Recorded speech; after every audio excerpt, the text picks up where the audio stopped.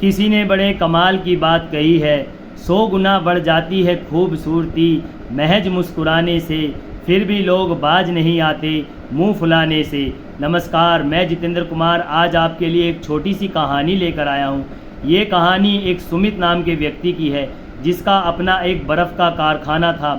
उसके कारखाने में काफ़ी सारे व्यक्ति, काफ़ी सारे एम्प्लॉय काम किया करते थे।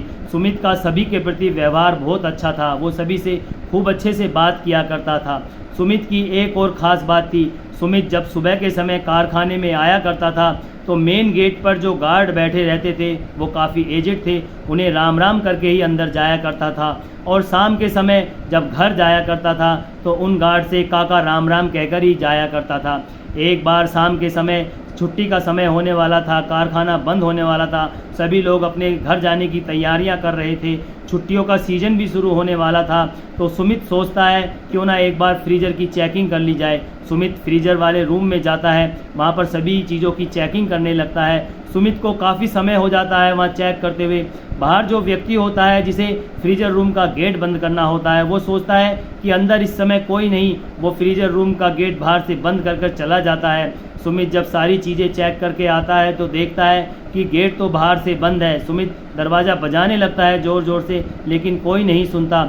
सुमित अपनी जेब में हाथ डालता है तो उसे ध्यान आता है कि वो तो अपना फ़ोन ऑफिस में टेबल पर ही छोड़ आया है। सुमित और ज़्यादा घबरा जाता है, चिल्लाने लगता है, लेकिन उसकी बात कोई नहीं सुनता। दरवाजे में एक छोटा सा शीशा का टुकड़ा लगा होता है। सुमित उससे झांक के देखता है तो पूरे कारखाने में पूरा सन्नाटा छाया हुआ होता है, वहाँ कोई नहीं होता। और उस फ्रीज़र रूम में अब ठंड भी बढ़ने लगी थी, तो सुमित को ठंड लगने लगती है। वो एक कोने में जाकर बैठ जाता है और हाथ जोड़कर भगवान से प्रार्थना करने लगता है कि हे भगवान, तुम ये मुझे कैसी मृत्यु दे रहे हो? मेरे मरने के बाद मेरे बीवी बच्चों का क्या होगा? मैंने तो किसी का कुछ बिगाड़ा भी नहीं, कभी किसी को परेशान नहीं किया, फिर मेरे साथ ऐसा क्यों हो रहा है? और कारखाने में और ज़्यादा फ्रीज़र रूम में ठंड बढ़नी प्रारंभ हो जाती है। सुमित को और ज़्यादा ठंड लगने लगती है। वो सिकुड़ा हुआ एक कोने में बैठा रहता है।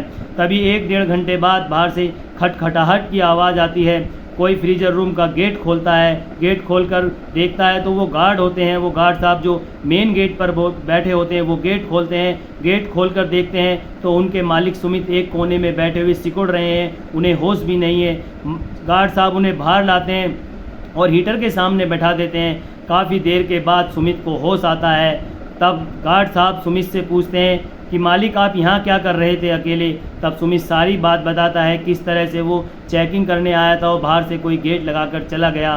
तब सुमित गार्ड साहब से पूछता है कि आपको कैसे पता चला कि मैं अंदर ही हूँ? आपने मुझे कैसे ढूंढ लिया? तब गार्ड साहब कहते हैं, मालिक, सुबह की राम राम तो मिल गई थी, जब तुम आए थे तुमने राम राम करी थी, लेकिन शाम की राम राम नहीं मिली थी, इसलिए मुझे लगा कि अब काफ़ी समय हो गया है, मालिक तो इस समय अपने घर चले जाते हैं, अभी बाहर नहीं आए, मुझे कुछ अनहोनी की आशंका हुई, इसलिए मैं आपके ऑफिस में गया। मैंने वहाँ देखा तो आपका फ़ोन भी आपकी टेबल पर रखा था, तब मुझे और ज़्यादा अनहोनी की आशंका हुई। मैं सारे में घूमता हुआ फ्रीज़र रूम के पास आया, बाहर से कुंडी बंद थी, लेकिन फिर भी मेरा मन नहीं माना। मैंने कुंडी खोलकर देखी तो आप मुझे सुरक्षित मिले। मैं भगवान का शुक्रिया अदा करता हूँ कि आप सुरक्षित हो।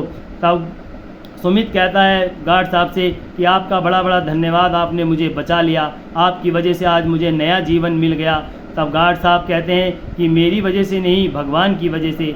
आप सुबह के समय जब राम राम करते हो तो उसी राम ने तुम्हें बचाया है, उस राम की कृपा से ही तुम बचे हो मालिक। तब सुमित बड़ा खुश होता है, उनके पैर छूता है, उनसे आशीर्वाद लेता है। तो दोस्तों, इस कहानी का सार यही है कि जब भी हम किसी से नमस्कार करते हैं, राम राम करते हैं, अभिनंदन करते हैं, तो इससे हमारी और ज़्यादा अच्छाइयाँ बढ़ती हैं, हम दूसरों के नज़रों में और अच्छे बन जाते हैं। इसलिए हमें जब भी किसी से मिले सभी से राम राम करें, नमस्कार करें, अभिवादन करें। इससे आपकी अच्छाइयाँ सभी के सामने आएगी, सभी लोग आपको अच्छा समझने लगेंगे और आप अच्छे भी बनते चले जाओगे और जीवन में कभी किसी को छोटा ना समझे। कोई छोटा है, यदि कोई किसी छोटे व्यक्ति को कोई काम ऐसा करता है जो उसका काम थोड़ा छोटा है, तो उससे भी मतलब रखें, सभी से मतलब रखें, सभी से राम राम करें, सभी से अपना व्यवहार अच्छा लगे।